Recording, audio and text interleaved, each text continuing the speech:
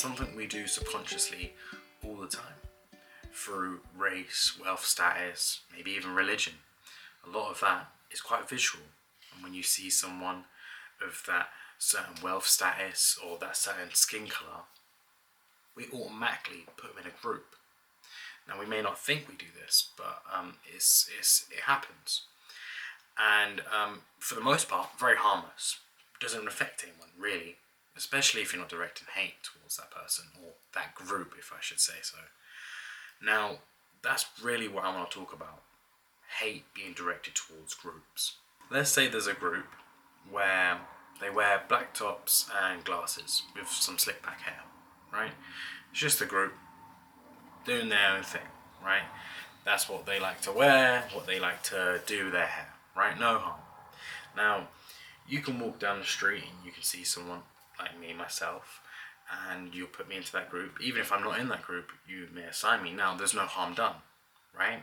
Now, let's say one person from that group goes and does something bad, right? Let's say they go and set fire to a religious place of worship, right? A religious place of worship, you know what I'm talking about, right? A place of worship. Now, what ends up happening is that person gets dissected, right? Because they've done something bad, they get dissected. And they go, okay, so who is this person? Where do they grow up? What do they believe in? What do they do? All these things are blasted most of the time on social media, right? And normally, the first thing we do as society is like to link them to a group, right? And because this person has a black top, glasses and a slick back hair, and he is a part of our group, he is now listed as that person, right? That is his identity. That's his group. Now, again, this isn't bad. You know, understanding someone, why they believe what they believe in, why they did what they did, is great. But what ends up happening in our society is we take that group, that person, that bad person was in, and now we stick that label on the whole entire group. We don't just stick it on that person, we stick it on the entire group. And now, not all, but a lot of people now will walk down the street and they won't just see me in a black top, glasses and a slick back hair and go, oh, he's a part of that group, alright, cool. They don't see that anymore because subconsciously they've been told that there's a bad person from that group, and that bad person must have been coming from a bad group. Bad person equals bad group. Now, in our logical mind, we understand that just because the person that done something bad is in the same group that I'm in, doesn't mean that the person you just saw, aka me, on the streets, would do the same thing or think the same way or so on and so forth, right? But because you subconsciously draw the similarities, and one has already been listed as a bad person, because you draw the similarities, you link it, right? You go, that's a bad person. Now, this is a subconscious thing that happens, I think, a lot more than a lot of people think. But you have to understand that everyone is their own person.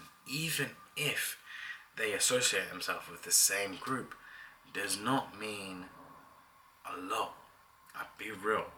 A lot of people of loads of different groups, religions and cultures think different. They have different opinions on what culture is, or different opinions of what religious texts to go by, or they discuss different things. They are a mix. Even in with that group, there are subsections of that group, and of those subsections, so what ends up happening is everyone thinks differently. Every single person in that group, they have similarities, of course, but don't get that mixed up with every single thing. They're not copies and pastes of each other.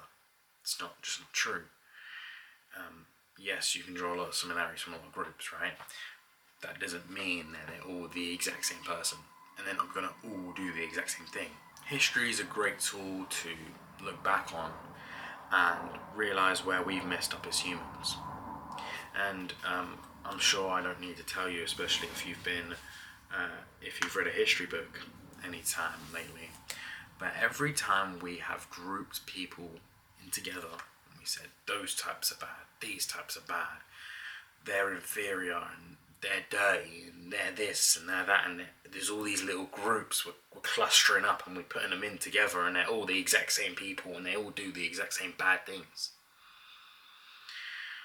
It has always been bad. Never once in our history have we grouped up a lot of people and gone, they're bad and we've been right. Never, ever, and we never will, because it's not how it works. If you're someone sitting here and you think I'm chatting a load of rubbish, right, which is very fair, I would implore you to go and talk to groups of people that you've never interacted with before. And firstly, I want you to get a book, something, and write the assumptions you think that everyone is in there. Yeah, whatever it is. Write the assumptions you have. Then go talk to a good portion of them. Don't just talk to 1, 2, 3, a big portion of them. And then come back to your book and tell me if every single thing you said in there was true for every single one of them. I promise you that 9 times out of 10, you will not get that. You won't. It will be different every time, because not everyone thinks the same just because they do the same thing or come from the same place or believe in the same thing. They're all different. Everyone is. Again, you can always draw similarities, of course, but that doesn't mean they're the same people every single time. So that's why you have to judge everyone by who they are in face value, just who they are right there.